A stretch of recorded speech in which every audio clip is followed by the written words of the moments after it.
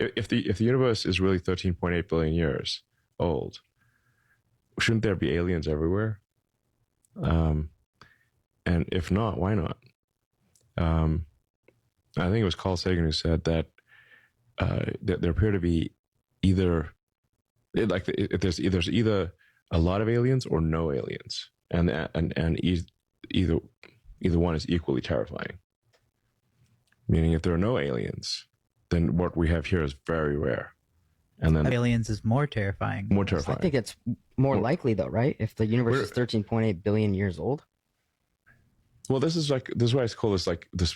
This is like a great physicist Enrico Fermi, who posed the question of like, where are the aliens? Now, a lot of people ask me, like, what about the aliens? Have you seen any evidence of aliens? I've seen no evidence of aliens. Next time a conspiracy theorist tries to tell you what really happened, present them with a far more outlandish theory, and then accuse them of trying to cover up the truth. The moon landing was fake.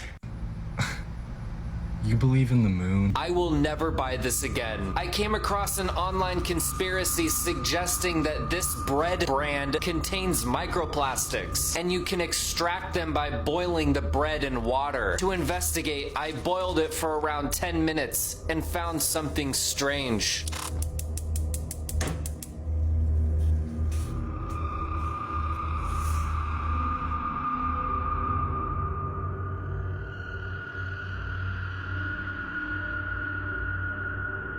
I can't confirm if this is actually plastic, but is this suspicious?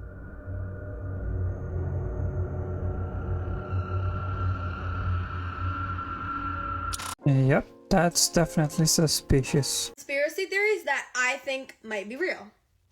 Number one is that the moon is fake. So this conspiracy theory I recently came across, and it is that the moon was fake. And it's like basically the moon is a projection. Like it's a projection of like a just sphere, and it's like nothing basically.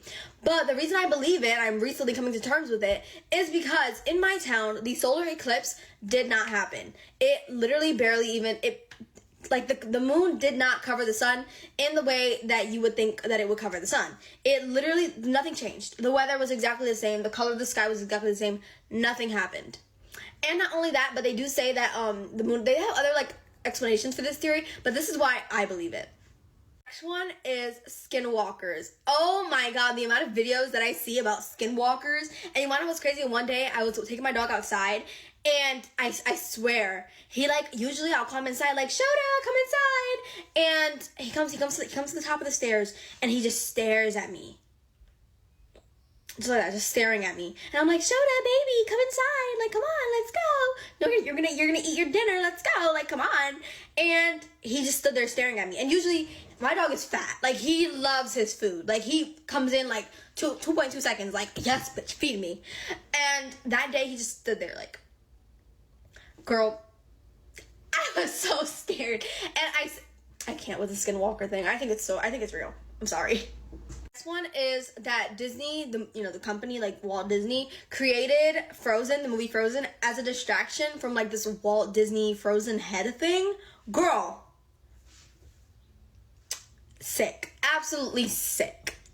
One is that there are subliminal messages in kid TV shows. I used to watch Shane Dawson when he used to talk about these things, and I used to be like, oh my god, like, you're so right. And like, now that I'm a little older, like, I think I can even like tell even more than I did when I was little, and it's just like, wow. So I think there are definitely sometimes what is this called? Freaking subliminal messages in kid TV shows, and I see it all the time, especially in like my siblings' TV shows that they watch now. It's like, what?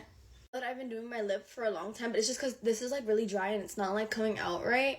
And it's pissing me off. But anyways, you guys, I'll see you guys later. I love you. You should do more research on the solar eclipse and how it works. Just in case you forgot, east to west circumnavigation has been done millions of times, but north to south circumnavigation has been done 0 times. This flight from Taiwan to Los Angeles, an emergency happened along the way and needed to land the plane as quickly as possible. Why in the world would they land all the way up in Alaska if we live on a supposed globe? Hawaii is just right there. Oh, I get it now. The flight from Taiwan to Los Angeles, Alaska is along the way. This flight from Argentina to India, an emergency happened along the way, so they decided to stop all the way up in Amsterdam. Like, why didn't they go straight across? Oh wait, they did. The flight from Argentina to India, Amsterdam, is along the way. This flight from Auckland to Peru, an emergency happened along the way, so they stopped all the way up in Los Angeles, passing the equator. Like, why would you pass the equator when you could have just flew straight across? Ah, makes sense. The flight from Auckland to Peru, Los Angeles, is along the way. Is that why in their flight dynamic summary, assume a flat, non-rotating Earth?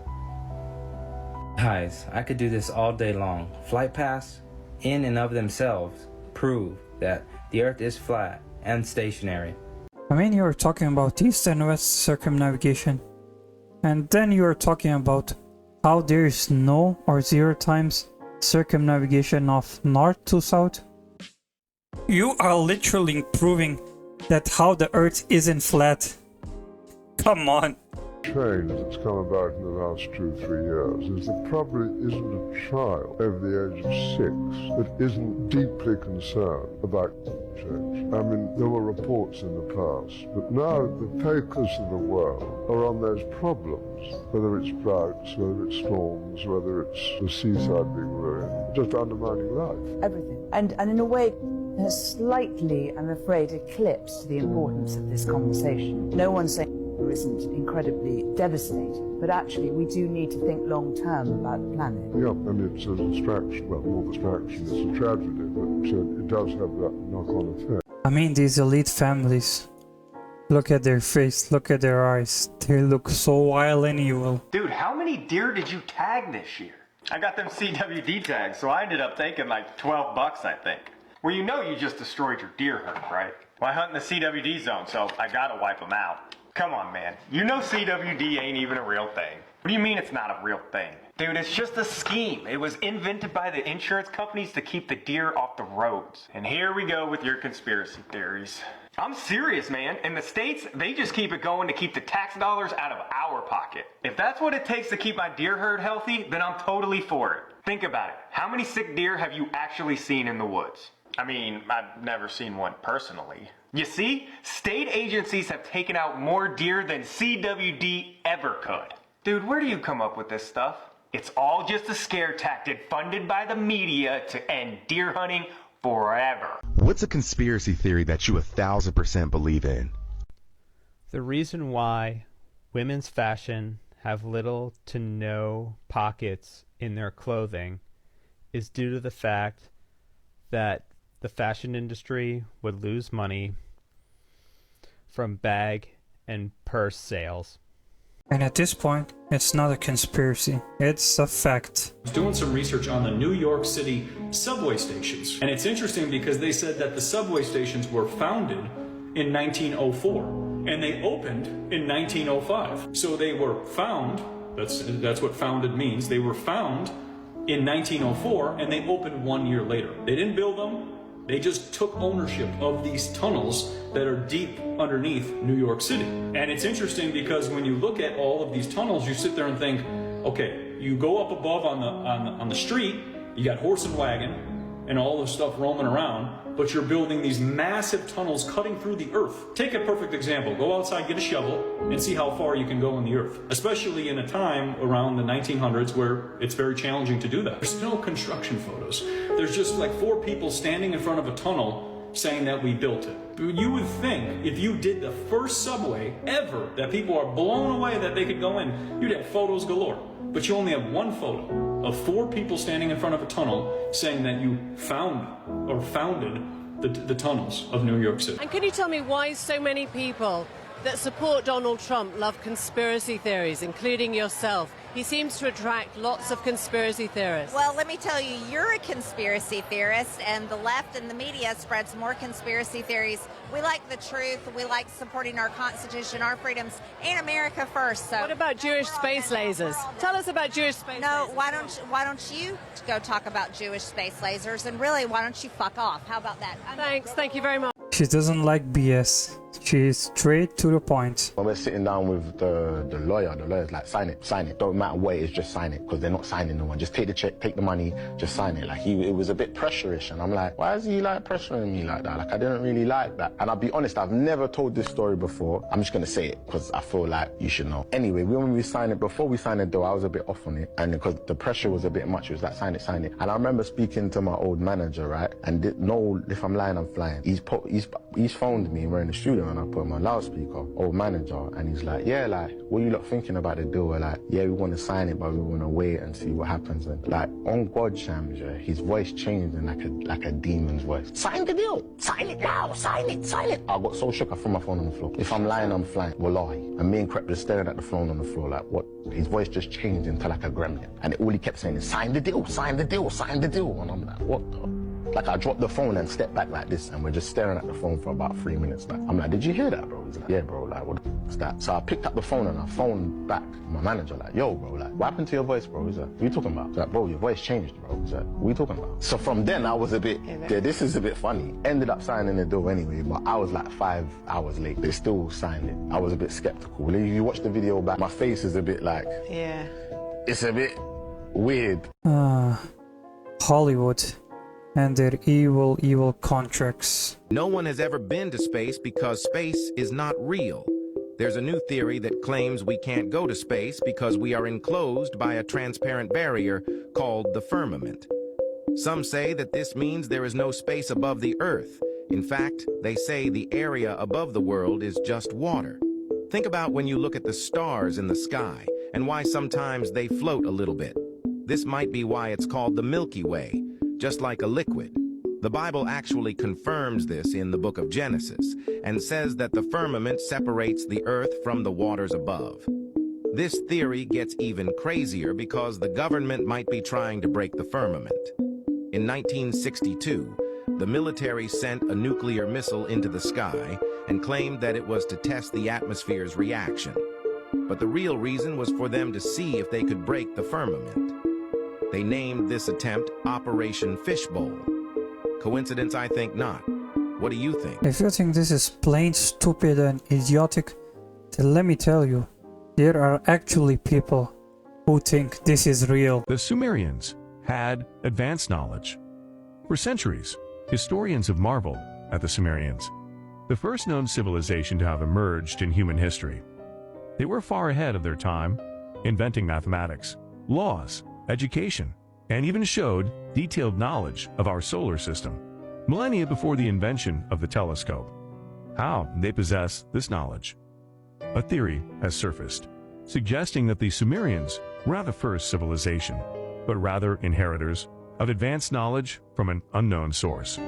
But who could have imparted such knowledge to them? Some speculate that it could be an ancient extraterrestrial civilization. Others argue that it could be a lost civilization that predates recorded history. The truth remains a mystery, but one thing is for sure, the Sumerians were not the only ones to have walked this earth. I mean, why would they go and draw the paintings on the walls? Or they could have left cameras or videotapes with all the footage. Don't you think that would have been easier? Antarctica isn't a continent and space is fake because of this. Now let me explain to you exactly why. Now some of you may not even know this guy, but in the late 1700s, he actually sailed around Antarctica. And some people may be thinking, so what's the big deal? Well, he was actually on this voyage over a period of 3 years. And what's very interesting is over that 3-year period, he sailed over 60,000 miles around Antarctica. Now, just with a quick Google search, it says that Antarctica's circumference is about 9,900 miles, meaning he could have literally sailed around this about 6 times or more, which is interesting because we're told to believe that it's just a frozen piece of ice on the bottom of a ball Earth.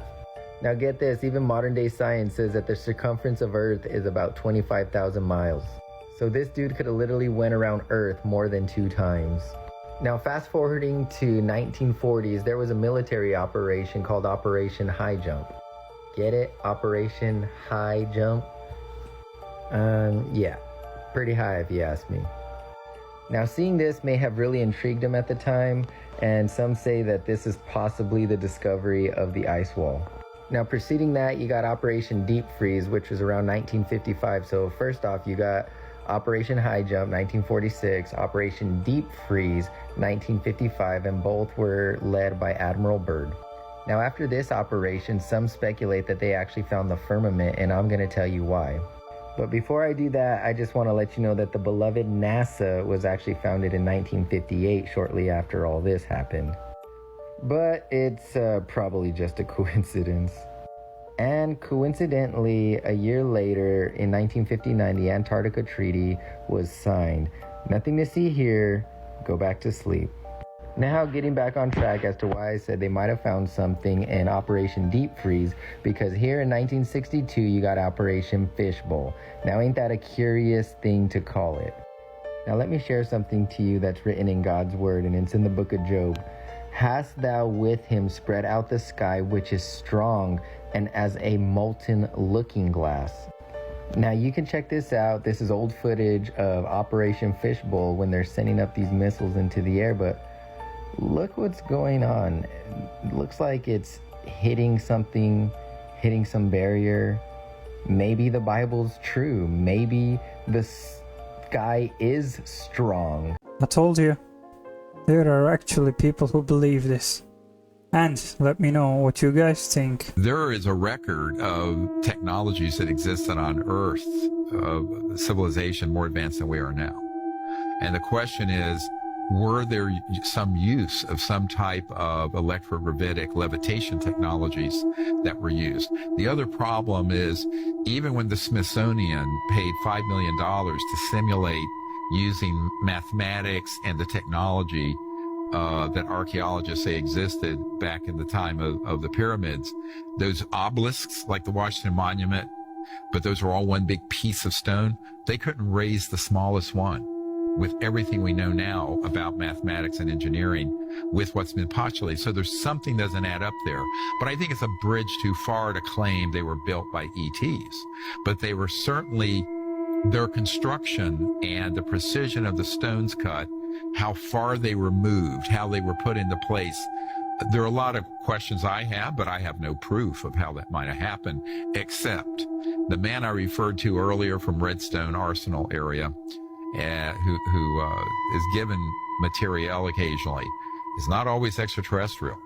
He has been given objects that are tens of thousands of years old or older, that are technological, that have been found in the ocean and elsewhere, that were of human origin and were extremely advanced technologies.